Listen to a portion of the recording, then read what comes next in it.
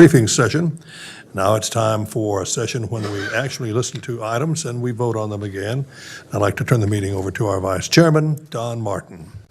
Thank you, Mr. Chairman. This is our first briefing for Thursday, June the 2nd, 2022. We have one discussion item on Financial Health First Responder Award of Bianca Greene, and she is here today to do that. Good. Bianca, if you could come forward, that'd be great. Kyle, are you going to come up? And you probably need to be the MC of this thing, so how about that? Would you like to read it, or I read it? You got it? I'd be happy. This is a great award. Yeah. I'll let the board read it. Okay. Bianca, thank you. This is a Financial Pathways of the Piedmont Financial Health First Responder of the Year Award. On April 28, 2022, Financial Pathways of the Piedmont announced the finalist and winner of the inaugural Financial Pathways of the Piedmont Financial Health First Responder of the Year Award. The award recognizes unsung heroes in our community that make life a bit easier for those of us with barriers and challenges.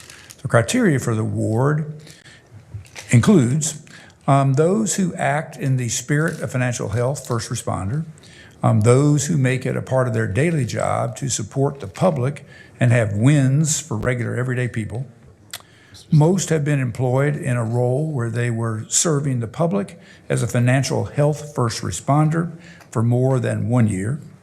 Demonstrates continued going above and beyond support of service, and the award was presented to Forsyth County employee Bianca Greene for her role in assisting first-time home buyers here in the county.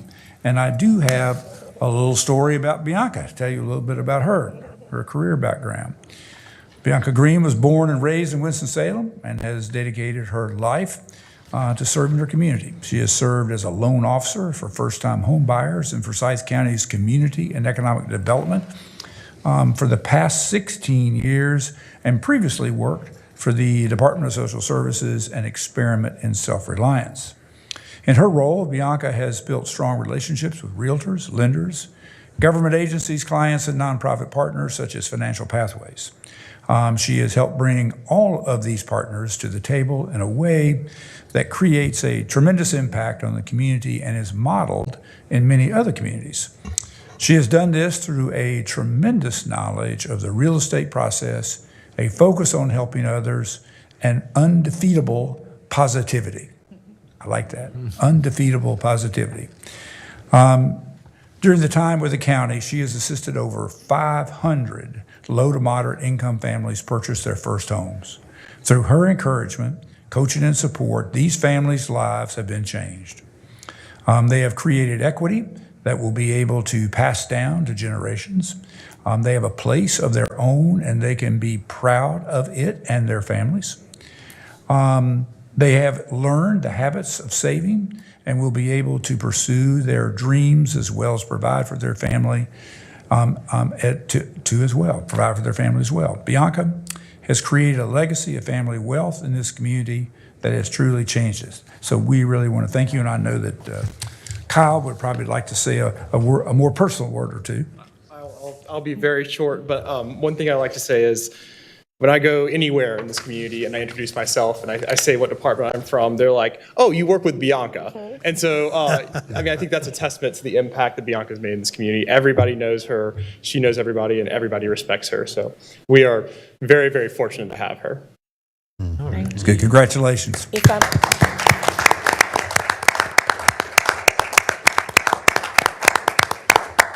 If I may, Vice Chairman, I wanted to say to you, Bianca, thank you so very much. I am a recipient of you. You were my coach, and I thank you so very much, and many of the families that you have coached along the way towards home ownership. So thank you. Point of privilege, please, Mr. Chairman. Please. Just 30 seconds. Bianca is almost like a family member, and her family and our families go back a long ways.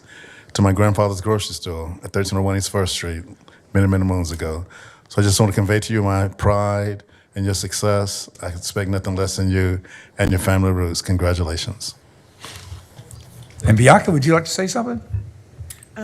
I would just like to say thank you for the recognition. Although all these years I've never done it for the recognition, it's fulfilling in that it has changed lives generationally for our community.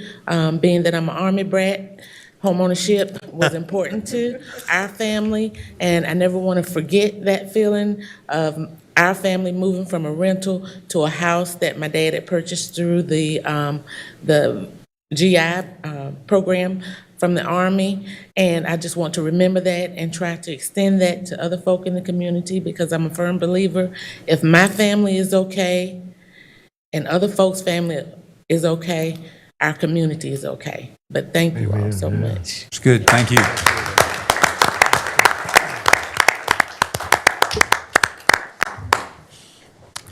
Now, we'll turn the meeting over to our county manager. All right, thank you. Thank you, Mr. Vice Chairman. So, want to outline a little bit what we're going to do next Thursday. Let me start, actually, if you can go ahead and pull up the Elmo, because I went ahead and put next Thursday there. So it obviously May 26th, we'll be in here at 10 o'clock in the morning. This will be the first kind of formal session that we've kind of planned through this. And what we found has been very helpful. We've, as things come on the agenda that we know are going to take a little bit of time and some thought and a chance to just see it in sort of a different format. And so we have, we have those things scheduled. We've got the U.S. strategy report. That's the money that around the drone piece that was out there. Basically, YAP will be there to present. That report has been finalized, and we'll review that. Damon's going to review the multipurpose ag center. We've done all these community meetings, and so we've kind of gotten through that, and we've got information to report to you about how the community received that. We also have really the conceptual plans that if it's your will, we'll go ahead and start moving on that. Partners, a quarterly report, Jackie Copeland will be here to do that.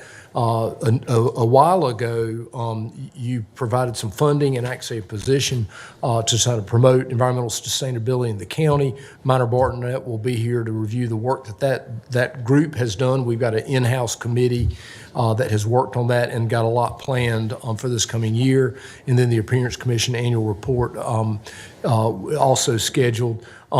The other thing that's kind of bubbled up is take a few moments to talk about facility naming.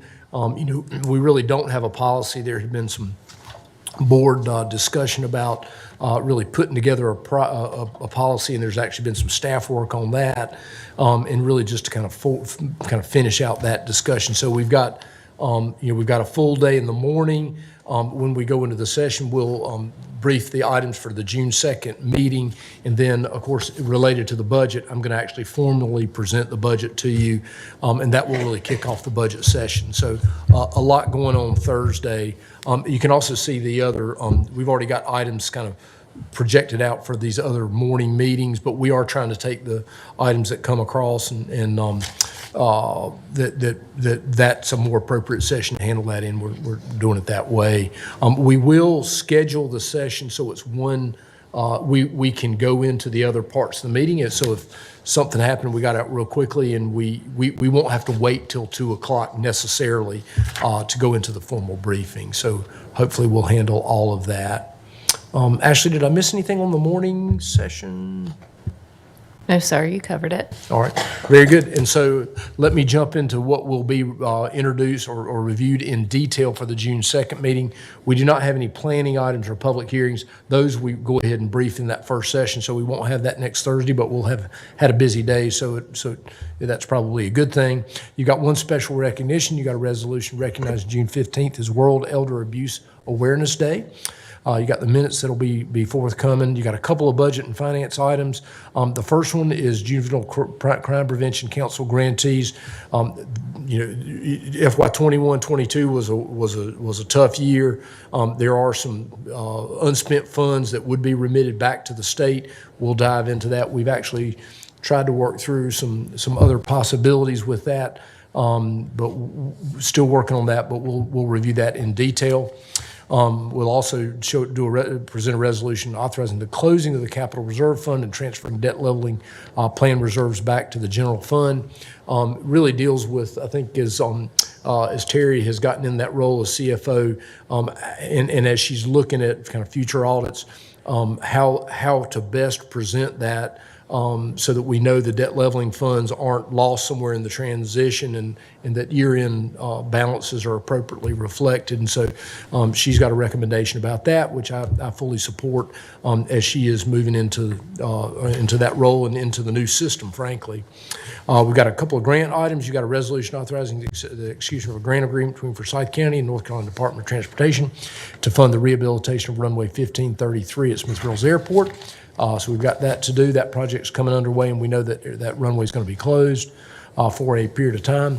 You've got a resolution authorizing the execution of a grant agreement between Forsyth County and North Carolina Department of Transportation to fund the Aviation Career Education Academy that Jim Shaw had worked on quite some time. So we've got that. You've got 3 ARPA funding items, and if you remember when when y'all approved the ARPA grants, the capital items really needed us to come back to and get the board to approve more details around those. And so you've got that one for the Senior Services Intergenerational Center for Arts and Wellness.